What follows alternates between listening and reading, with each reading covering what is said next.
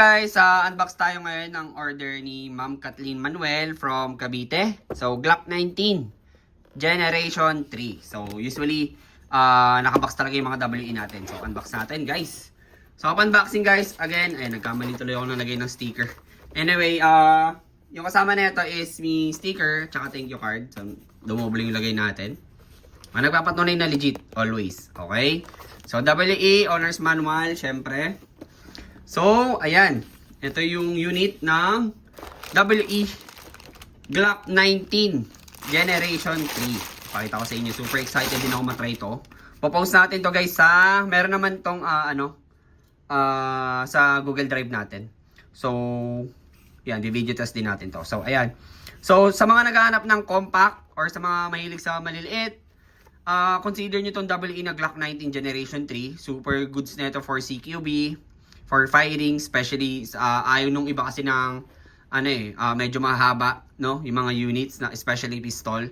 Super compact nito, super comfy since maliit lang ang Glock 19 Generation 3 or Gen 3. Ayan. So, ito yung kanyang optics. Ito yung kanyang itsura sa taas ng kanyang slide. Ayan. So, wala siyang markings. Okay, dito lang sa kanyang outer barrel. Ayan.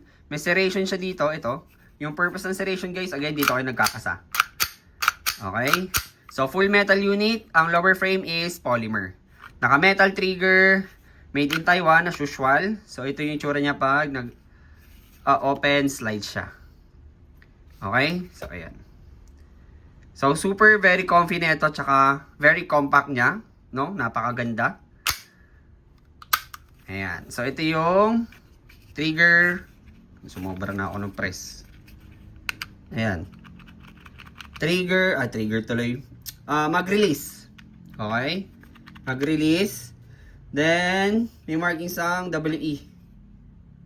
Okay? Ayan siya. So, ito rin yung safety din minsan sa mga Glock. Yung iba kasi, nabababa nila to, tapos hindi automatic maglalak yun. So, angat nyo lang. Okay? So, may under railing for accessories attachment, laser flashlight pwede. So, threaded na yung outer barrel niya. Pwede for tracer, suppressor. Ayan. So, ito yung magazine niya.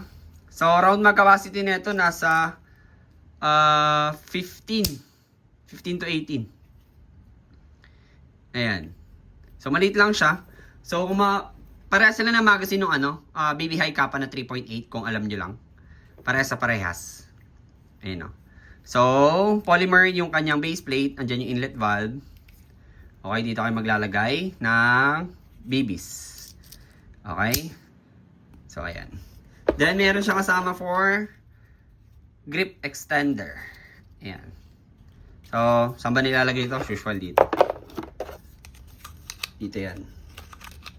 Yan. Diyan siya nilalagay. Okay? So, dalawa naman siya. So, ito din yung kasama.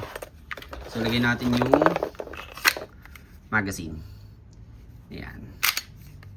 Okay. Glock 19. So, available naman to sa Google Drive natin. Upload ko rin sa YouTube tsaka Telegram natin. Ayan. Ganda, no?